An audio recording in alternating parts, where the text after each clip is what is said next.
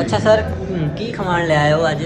ਯਾਰ ਅੱਜ ਹਲੀਮ ਖਾਂਦੇ ਆ। ਬਾਕੀ ਕੜਾਈਆਂ ਕੜੂਈਆਂ ਤੇ ਬਿਰਿਆਨੀਆਂ ਉਹ ਤਾਂ ਚੱਲਦੀਆਂ ਰਹਿੰਦੇ ਨੇ ਹੋਟਲ ਦੇ ਅੰਦਰ ਹੀ। ਤੇ ਉਸ ਮੈਨੂ ਦੇ ਅੰਦਰ ਨਾ ਹੋਟਲ ਦੇ ਅੰਦਰ ਹਲੀਮ ਨਹੀਂ ਹੁੰਦਾ, ਤੇ ਲਾਹੌਰ ਆਵੇ ਬੰਦਾ ਤੇ ਹਲੀਮ ਨਾ ਖਾਵੇ। ਨਹੀਂ ਤੇ ਇਹ ਅਸੀਂ ਜਿਨ੍ਹਾਂ ਨੂੰ ਖਵਾਣ ਲੱਗੇ ਆ ਉਹਨਾਂ ਕੋਲ ਹੀ ਪੁੱਛ ਲਈਏ ਕਿ ਉਹਨਾਂ ਹਲੀਮ ਪਹਿਲੇ ਖਾਧੀ ਹੈ ਕਦੇ, ਜਾਂ ਪਹਿਲੀ ਵਾਰੀ ਅਸੀਂ ਖਿਲਾਣ ਲੱਗੇ ਆ। ਤੁਸੀਂ ਖਾਇਆ ਜੀ ਕੋਈ? ਨਾਮ ਨਹੀਂ ਸੁਣਿਆ। ਨਹੀਂ ਜੀ, ਨਾਮ ਨਹੀਂ ਤਾਂ ਨਾ ਹੀ ਹੁਣ ਸੁਣਿਆ। ਨਾਮ ਪਹਿਲੀ ਵਾਰੀ ਸੁਣਿਆ ਜੀ।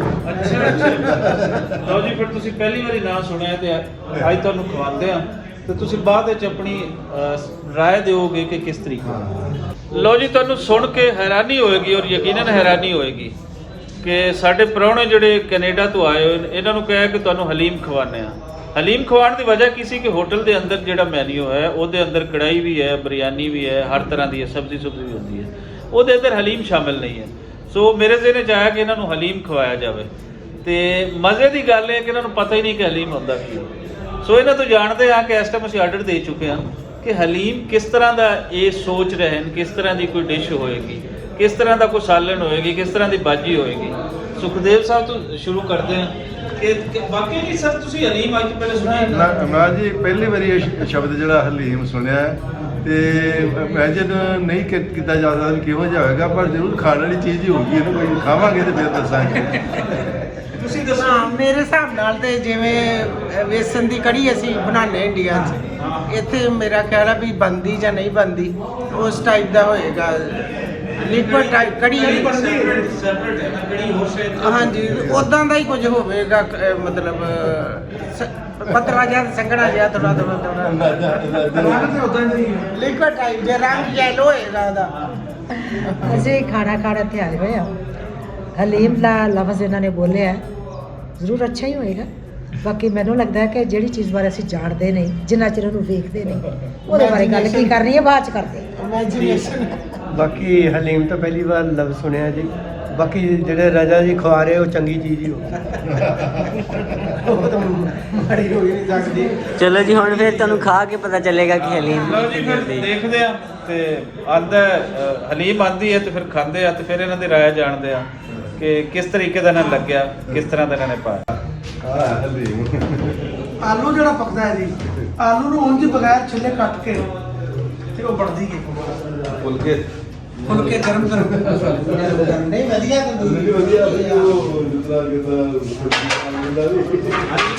ਰੰਗ ਨਜ਼ਰ ਆਇਆ ਇਹ ਜੇ ਹਲੀਮ ਆਪਣੇ ਟੇਸਟ ਵਾਸਤੇ ਮੇਰੇ ਇਹ ਦੋ ਚੀਜ਼ ਹੋਰ ਮਿਕਸ ਕਰਨਾ ਚਾਹੋ ਉਹ ਵੀ ਕਰ ਸਕਦੇ।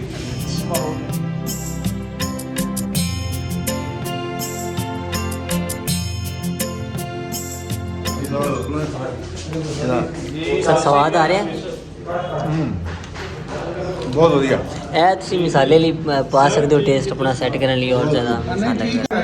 ਉਹ ਲਿਆਈਆਂ ਜਿਹੜੀਆਂ ਵੱਡੀਆਂ ਹੋਣ, ਇਹ ਨਿੱਕੇ ਨਿੱਕੇ ਉਹ ਬਹੁਤ ਕੌੜੀਆਂ ਹੁੰਦੀਆਂ। ਉਹ ਬਹੁਤ ਤੇਜ਼। ਹਾਂਜੀ, ਉਹ ਜਿੱਡੀ ਨਿੱਕੀ ਹੈ ਉੱਥੇ ਕਈ ਵਾਰ ਪਾਰਟੀ ਹੁੰਦੀ ਹੈ ਉੱਥੇ ਆਪਣੀ ਜਿਸ ਉੱਥੇ ਮੈਂ ਦੇਖਦਾ ਬਿਰਿਆਨੀ 'ਚ ਕਾਫੀ ਮਿਰਚ ਹੁੰਦੀ ਹੈ। ਬਿਰਿਆਨੀ ਟੇਸਟੀ ਬਣੀ ਹੈ। ਤੁਸੀਂ ਬਿਰਿਆਨੀ ਜਿਹੜੀ ਤੁਹਾਡੀ ਬਿਰਿਆਨੀ ਬਣੀ ਹੈ ਨਾ, ਇਹ ਤੁਹਾਡੇ ਲੱਗ ਵੀ ਰਿਹਾ ਕਿ ਤੁਸੀਂ ਬਹੁਤ ਥੋੜਾ ਖਾਇਆ। ਅਸੀਂ ਜ਼ਿਆਦਾ ਕਿਉਂਕਿ ਅਸੀਂ ਤਾਂ ਵਿਲੇਜ ਤੋਂ ਖਾਂਦੇ ਆ। ਹਾਂ। ਲਓ ਜੀ, ਹਲੀਮ ਆ ਗਈ ਤੇ ਅਸੀਂ ਖਾ ਲਈ ਤੇ ਇਹਦੇ ਵਿੱਚ ਦੋ ਜੀਆਂ ਨੇ ਰੱਜ ਕੇ ਖਾਈ ਤੇ ਦੂਜੇ ਦੋਆਂ ਨੇ ਥੋੜੀ ਗੱਠ ਖਾਈ, ਨਾਲ ਦਾਲ ਦਾ ਸਾਰਾ ਲਿਆ।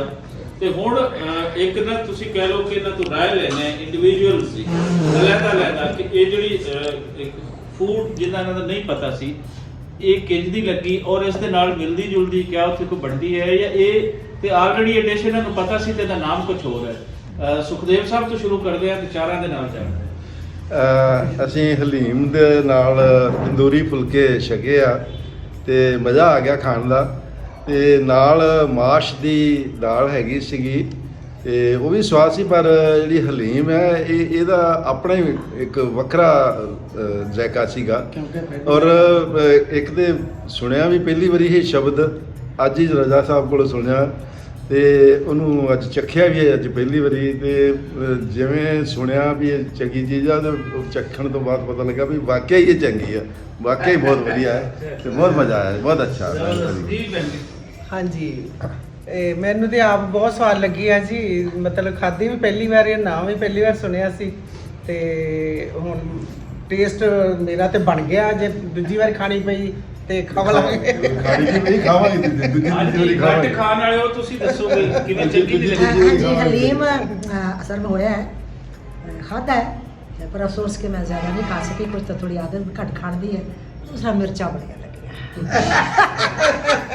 ਅੱਛਾ ਤੁਹਾਡੇ ਨੇੜੇ ਮਿਰਚ ਦੇ ਚ ਜ਼ਿਆਦਾ ਹੈ ਤੁਸੀਂ हाँ ਘੱਟ मेरे ਮਿਰਚ ਖਾਂਦੇ मेरे मुताबिक मिर्चा ज़्यादा सी गया शायद उदों ज़्यादा भी खा लेंदे दूसरी ਸਾਰੀਆਂ ਜਿਹੜੀਆਂ ਬਿਨਾਂ ਛਿਲਕੇ ਦੇ ਦਾਲਾਂ ਨੇ ਜਿਨ੍ਹਾਂ ਨੂੰ ਕੋਟ ਕੇ ਬਣਾਇਆ ਹੋਇਆ ਚੀਜ਼ ਤਾਂ ਬਹੁਤ ਅੱਛੀ ਹੈ ਬਹੁਤ ਸਵਾਦ ਹੈ ਬਾਕੀ ਭੁੱਖ ਆਪੋ ਆਪਣੀ ਹੁੰਦੀ ਹੈ ਤੇ ਭੁੱਖ ਦੇ ਨਾਲ ਹੀ ਜ਼ਾਇਕਾ ਜਿਹੜਾ ਉਹ ਬਣਦਾ ਹੈ। ਸੋ ਭੁੱਖ ਥੋੜੀ ਘੱਟ ਸੀ ਇਸ ਕਰਕੇ ਘੱਟ ਖਾਧੀ ਹੈ ਪਰ ਮੈਂ ਇਹ ਨਹੀਂ ਕਹਿ ਸਕਦੀ ਕਿ ਸਵਾਦ ਨਹੀਂ ਸੀ। ਹਾਂ ਸੁਖਵਿੰਦਰ ਸਾਹਿਬ ਹਾਂਜੀ ਜਿਹੜੀ ਆ ਚੀਜ਼ ਨਵੀਂ ਦੇਖੀ ਆ ਜੀ ਅਸੀਂ ਤੋਂ ਪਹਿਲਾਂ ਇਹਦਾ ਨਾਮ ਨਹੀਂ ਸੁਣਿਆ ਸੀ ਕਦੇ ਵੀ ਕਿਉਂਕਿ ਜਿਹੜੀ ਇਹ ਚੀਜ਼ ਬਣਾਈ ਗਈ ਆ ਮੇਰਾ ਖਿਆਲ ਕਾਫੀ ਵੱਡੇ ਬਰਤਨ 'ਚ ਬਣਾ ਕੇ ਤੇ ਉਹਨੂੰ ਚੰਗੀ ਤਰ੍ਹਾਂ ਕਾਢਦੇ ਹੋਣੇ ਚੰਗੀ ਤਰ੍ਹਾਂ ਕਾਢਣ ਵਾਲੇ ਹੀ ਕੰਮ ਹੋ ਜਾਂਦਾ ਜਦੋਂ ਉਹਨੂੰ ਰਿੰਨ੍ਹਦੇ ਆ ਤੇ ਬਹੁਤ ਸੋਹਣੀ ਚੀਜ਼ ਬਣੀ ਹੈ ਪਰ ਅਫਸੋਸ ਹੈ ਕਿ ਮੈਂ ਥੋੜੀ ਜੀ ਗਲਾ ਥੋੜਾ ਮੇਰਾ ਵੈਸੇ ਹੀ ਪਹਿਲਾਂ ਖਰਾਬ ਸੀ ਤੇ ਮੈਂ ਮਿਰਚ ਬਿਲਕੁਲ ਬਹੁਤ ਘੱਟ ਖਾਂਦਾ ਮੈਨੂੰ ਥੋੜੀ ਮਿਰਚ ਲੱਗੀ ਬਾਕੀ ਟੇਸਟ ਵਾਸੋਂ ਇਹ ਬਹੁਤ ਵਧੀਆ ਚੀਜ਼ ਹੈ ਤਾਂ ਅਸੀਂ ਇਹ ਕਹਿੰਦੇ ਆ ਵੀ ਅੱਗੇ ਤੋਂ ਮਿਲੇ ਤਾਂ ਥੋੜੀ ਮਿਰਚ ਘੱਟ ਮਿਲ ਜਾਂਦੀ ਹੈ ਸਾਰੀ ਪਲੇਟ ਹੀ ਖਤਮ ਕਰ ਇੱਕ ਪੈਸਾ ਮੈਂ ਕਰਨ ਲਾਉਣੀ ਹੈ ਜਿਹਦੇ ਚ ਇੱਕ ਦੇਸੀ ਘਿਓ ਦਾ ਤੱਕ ਚਮਚਾ ਪਿਆ ਹੋਵੇ ਨਾ